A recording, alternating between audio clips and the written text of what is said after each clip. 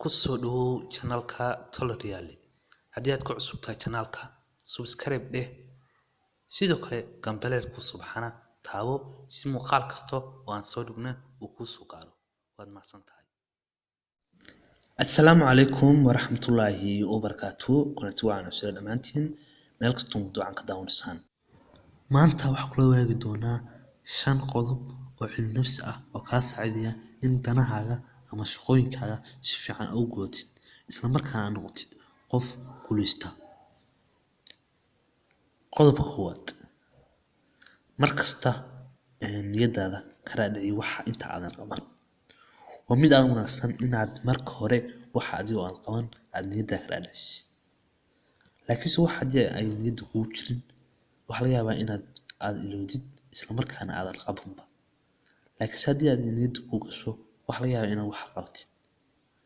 Qodobka labaad, wixii inaad u hudid dadaal ama waqti aad u samaysid. Tusaale, waxaad rabtaa inaad xilligaas saacad aad aadid jaamacad ama iskool. Marka saacadaas markasta ku xisaabsan tahay oo markasta waad aadaysaa jaamacad. Sidaas kale ayaa rabaa inaad u qodisid waxa aad rabtid. Qodobka saddexaad, haddii aad tusaale aad samaysanaysid shaqo ama waxyaabo aad ku socotid oo aad rabtid inaad markasta waxaas aad qabatid, sidoo kale waxaad samayn kartaa jadwal ayaa samaysan kartaa. Jadwalkaas oo kaa caawinaya inaad waxaas markasta aad qabatid. Jadwalka horta waa lama huraan oo wax kasta oo aad qabanaysid waa inuu ku jiraa oo aad ku dhajisaa meel aad markasta arki kartid.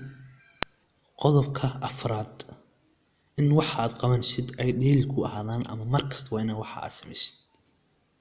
Taas waxay kaa caawinaysaa inaad waxa markasta haddii aad samaysid in niyadaada u barato waxaas isla markaana aad waxa markasta soo xasuustid isla markaana aad markasta qabatid.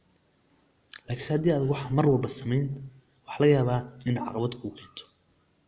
Marka waa inaad waxa markasta samaysid si aad ula baratid ka bacdina aad markasta u qabatid. Qodobka shanaad ee ugu dambeeya, waa inaad waxa qabanaysid aad xiiso u haysaa. Waa mid ugu muhiimsan in waxa aad qabanaysid aad xiiso u haysid. Haddii aad inta badan waxa aad qabanaysid aad xiiso u haysid waxa laga yaabaa in aad u dadaashid oo waxaas aad markasta qabatid.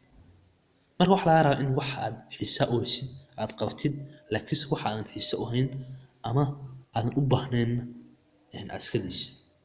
Laakiin way fiican tahay in wax kasta la isku dhibo oo la barto. Laakiin waxa ku wanaagsan in aad waxyaabaha aad xiisaynaysid inta badan aad xiisaynaysid aad qabatid si aad waxa aad rabtid ama guusha aad rabtid aad u gaadhid. Barnaamijkana maanta inta ayaa ku soo gabagabeynayaa. Intaan ku kulmano kulanti dambe oo xiiso leh. Wassalaamu calaykum waraxmatullaahi wabarakaatuh.